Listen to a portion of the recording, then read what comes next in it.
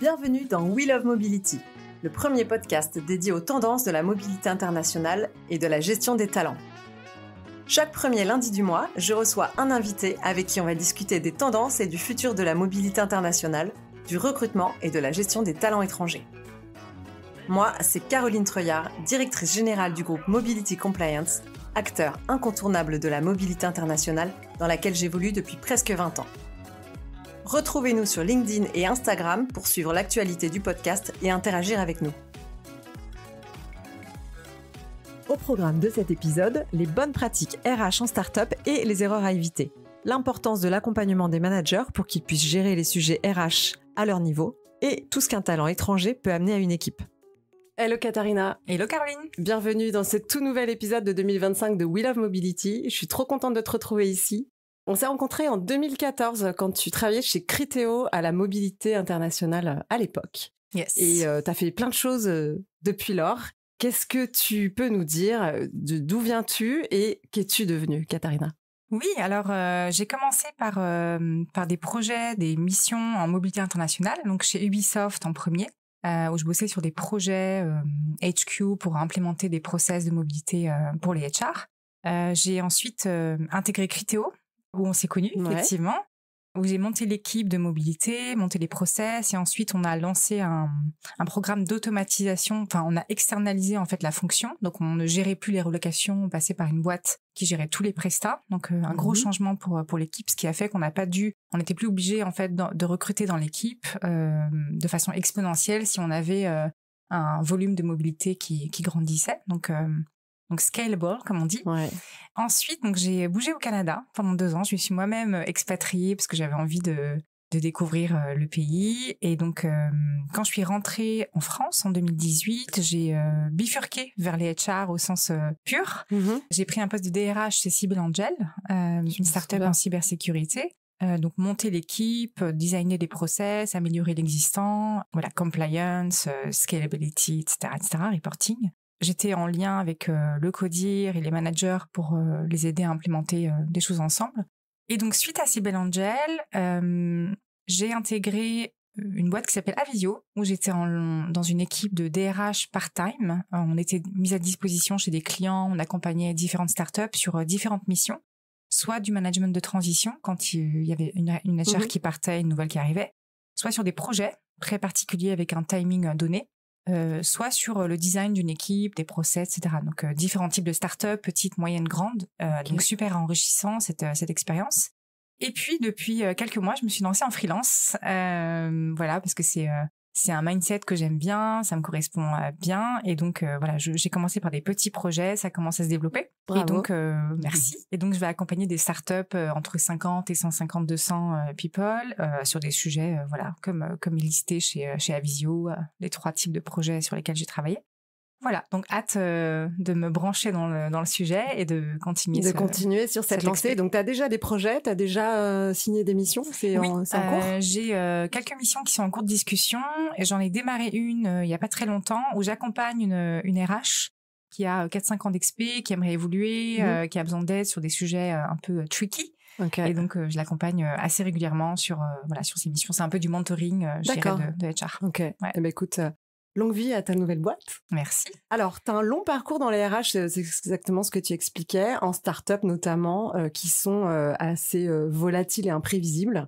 Est-ce que tu pourrais nous partager les bonnes pratiques en termes de RH, justement? Alors, comme on sait, dans les startups, ça change vite. Il faut s'habituer au changement, il faut être prêt à s'adapter constamment.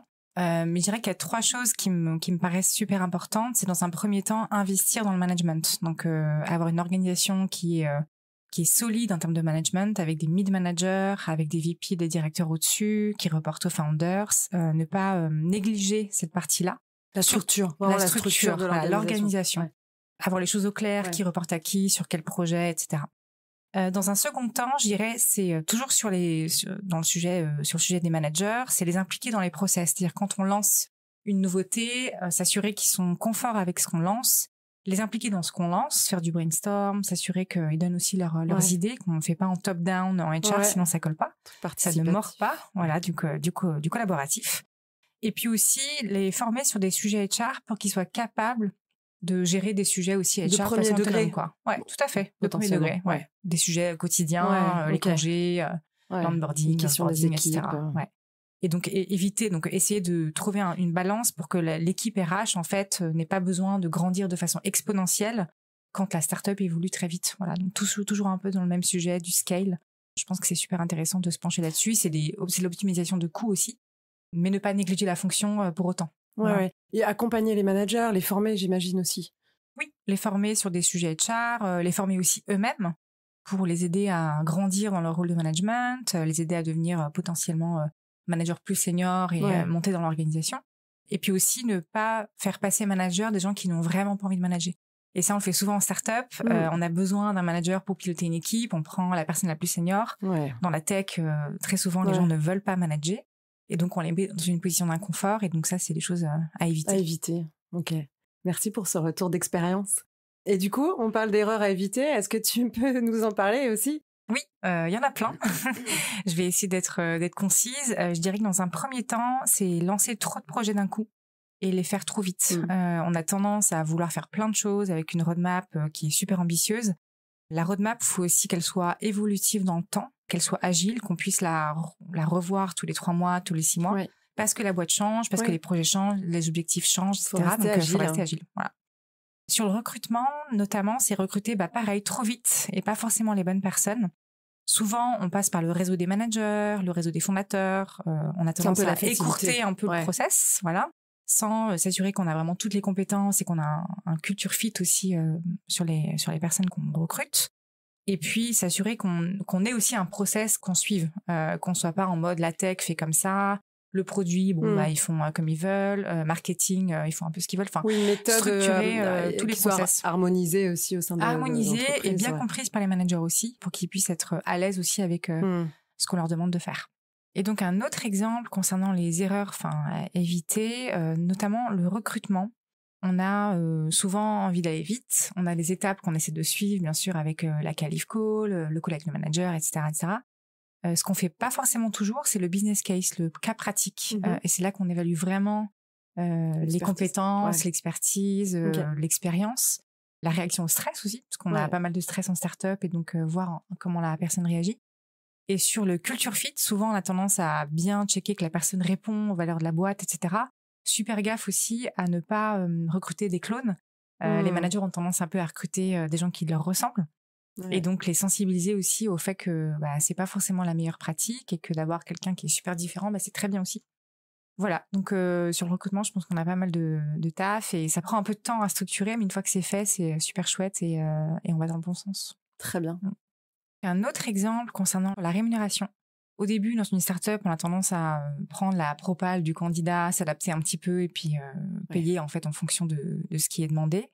L'idéal, c'est d'avoir quand même des ranges de salaire bien construits avec un niveau associé à chaque range. Il y a pas mal de plateformes qui le font très bien, sans forcément les citer. Et donc, avoir déjà quelque chose de super structuré, notamment avec la directive européenne, ça va devenir un sujet assez régulier. Il va falloir être transparent sur les salaires. Donc, c'est un sujet qui va aider la boîte à structurer et qui va devenir un sujet de compliance. Donc, autant le faire dès le début pour éviter ensuite des sujets d'écart de salaire, des rattrapages inimaginables. Enfin, voilà, je pense qu'on a beaucoup d'efforts à faire là-dessus. J'aurais une question annexe sur le fait de recruter par rapport à un ADN ou à des valeurs, c'est extrêmement difficile. Tu peux pas faire passer des tests. Tu vois, en termes de culture fit, c'est hyper. Je trouve que c'est toujours hyper. Tu peux pas savoir en fait. Non, tu le sais en général quand la personne rejoint la boîte. C'est ça. Tu as quand même des questions type que tu peux poser pour voir un peu la réaction et puis des exemples concrets. Voilà, tu peux le faire. Maintenant, on a tous on joue un rôle quand on se fait interviewer. C'est une question de feeling aussi, tu vois. Tout à fait. Donc c'est des choses que tu vois. C'est pour ça que tu as la période d'essai aussi, pour s'assurer que la personne aussi bien dans l'organisation. Ça va dans les deux sens, en fait. Complètement. Donc aussi pour la personne, tu vois, elle check pas mal de choses sur la culture. En réalité, elle ne le saura que quand elle commencera. Ouais, c'est ça. Ouais. Sur la question des talents, justement, je rebondis. La question du recrutement des talents, plutôt. Quand on travaillait ensemble à l'époque, tu étais dans la mobilité internationale. Qu'est-ce que tu dirais que le fait d'aller chercher un talent à l'étranger apporte à une entreprise, une start-up ? Alors, il y en a beaucoup, mais je dirais sur 2-3 points, déjà, apporter à la startup une diversité culturelle, s'assurer qu'on ait une ouverture sur différentes langues, différentes nationalités. avec les sujets actuels de diversité et d'inclusion, on est vraiment dans le thème. Donc sensibiliser les fondateurs sur le fait que ça apporte aussi un grand plus à l'organisation. Dans un second temps, je dirais sur des éléments de culture en général de l'entreprise, c'est super intéressant d'avoir une vision un peu différente aussi sur ces sujets et ne pas être en mode ma culture franco-française avec des choses établies en fait de par notre culture, une ouverture d'esprit en fait. Et puis dans un troisième temps, c'est super enrichissant d'avoir aussi bien des impats qui viennent au siège pour s'imprégner des process, rencontrer tout le monde, s'assurer que ils font partie de l'organisation malgré leur emplacement qui n'est pas au HQ.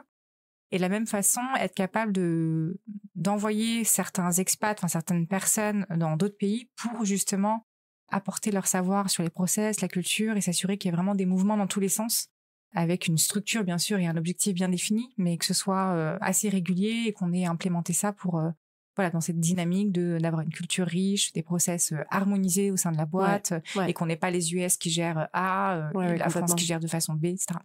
Très bien, hyper intéressant, merci. Qu'est-ce que tu dirais que tu as préféré dans tes jobs ? Quelle est la partie du boulot que tu préfères ? Ce que je préfère, c'est construire, designer des nouveautés, impliquer les managers dans ces nouveautés. De partir de zéro ? De partir, alors pas forcément de zéro, mais de partir de quelque chose où tu as un peu carte blanche. Donc ça, j'ai beaucoup aimé. Je le fais un peu moins parce que c'est très fatigant. C'est clairement ça t'éclate. Mais voilà, c'est super intéressant. Ça te challenge aussi beaucoup sur ta façon de faire. Et puis t'as vraiment, tu ne dupliques pas en fait ce que tu as fait dans l'entreprise A vers l'entreprise B. Tu essaies de faire autrement, s'adapter vraiment à chaque organisation, à chaque équipe, etc. Ce que j'ai beaucoup aimé aussi c'est que dans les startups, en fait, on n'a pas trop de politique. On est dans un mode où on essaie d'être objectif, analytique, structuré, et on évite en général d'avoir des décisions qui sont prises de par machin connaît machin. Voilà, c'est ce que j'ai vraiment beaucoup apprécié.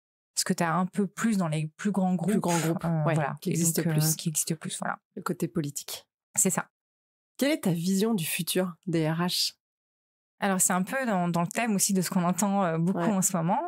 Je veux pas être super originale, mais je dirais que l'IA, évidemment, va jouer un rôle clé dans les fonctions HR, parce qu'on est dans une dynamique d'automatisation, de rendre automatique certaines tâches opérationnelles. Donc ça va être un changement majeur. Donc il faut qu'on se mette à la page, en fait. Il faut que les HR se préparent, soient très techie, s'approprient un peu les outils, etc. Et puis, dans un second temps, je pense que c'est déjà le cas, mais les HR deviennent une expertise. Plus on sensibilise les managers à la fonction HR sur les domaines opérationnels, et plus nous, en tant que HR, on peut s'atteler à des tâches, des activités qui sont liées à l'organisation, au design, à la culture, aux valeurs, etc. Voilà, donc ça nous permet d'évoluer dans une fonction qui devient de plus en plus expert, riche, et ça level up un peu la fonction, je trouve pas le mot en français. Donc une mission de consulting en fait qu'on commence à développer, qui est présente dans pas mal de startups. Hyper quali quoi. Et donc plutôt plus pour les HR. Ok, top. Quels seraient tes conseils à un jeune RH qui prend un poste dans une startup demain ? Alors je dirais que la première chose c'est prendre son temps. C'est un peu contradictoire, mais prendre son temps, observer, construire vraiment un relationnel avec les personnes avec qui il va travailler, aussi bien dans l'équipe que des personnes dans d'autres équipes, des managers, etc. Donc ça, je pense que c'est un truc qu'on fait pas assez. On va vite dans l'opérationnel, on se lance sur les projets. Tête baissée, voilà. On y va en mode aventurier, tout content. Donc, prendre son temps. Et puis ensuite, dans un second temps, c'est aussi construire son réseau. Essayer d'avoir vraiment un max de relations qui font le même job. Des fois, on est un peu seul dans la fonction parce que les fondateurs, les managers pigent pas tout. Et c'est normal. Et donc, construire un réseau avec lequel on se sent un peu moins seul, avec lequel on partage des bonnes pratiques, on se fait aider et vice-versa. Faire partie d'une communauté. Voilà, ça, c'est quelque chose qui prend du temps. Moi-même, je le fais pas assez souvent. Et quand tu le fais souvent, tu te sens moins seul et c'est une super richesse dans ton expérience au quotidien. Ok, top. Et dernière question, est-ce que tu aurais envie de remercier quelqu'un qui a marqué ton parcours ? Alors, il y en a plein qui m'ont beaucoup aidé et j'ai eu de la chance en fait d'avoir des managers qui sont de super leaders qui m'ont aussi beaucoup coaché moi-même pour me développer. Mais une personne m'a bien marqué, c'est Jean-Raphaël Demolle avec qui j'ai travaillé, qui était mon manager, qui était mon collègue et qui est passé mon manager chez Criteo, donc qui a géré l'équipe rémunération, donc Camp & Ben, mobilité, equity, etc. Et c'est quelqu'un en fait qui pensait que la mobilité c'était des cartons. Voilà. Et donc quand je lui ai expliqué ce que c'était, elle a dit waouh, en fait ça demande vraiment pas mal d'expertise, c'est chouette. Mais moi j'y connais rien, donc en fait je te laisse faire. Et donc j'ai eu carte blanche en fait dès le début, et c'est ça qui a fait que voilà, je me suis sentie très bien dans l'équipe et qu'on a pu construire plein de choses ensemble qui faisaient sens pour l'organisation. Super. Écoute, parfait. Merci beaucoup Katharina d'être venue jusqu'à nous parce que tu es venue de Bordeaux. Merci à toi pour ta confiance, et c'était un plaisir d'échanger avec toi sur ces sujets passionnants. Plaisir partagé. Pour conclure, les startups sont souvent volatiles et imprévisibles, et il est parfois difficile de se structurer en termes RH au début. Que ce soit sur le recrutement, la rémunération, le culture fit ou l'accompagnement des managers, il est impératif de respecter quelques règles de base pour réussir à croître sans se mettre en péril. Aussi, il est super important quand on commence en RH en startup d'observer, de prendre le temps de bien connaître les équipes et veiller à prendre le temps de bien construire son réseau et éventuellement intégrer une communauté RH. C'est la fin de cet épisode, merci de l'avoir suivi. On se retrouve le mois prochain avec un nouvel invité. D'ici là, n'hésitez pas à partager le podcast avec quelqu'un qui pourrait être intéressé.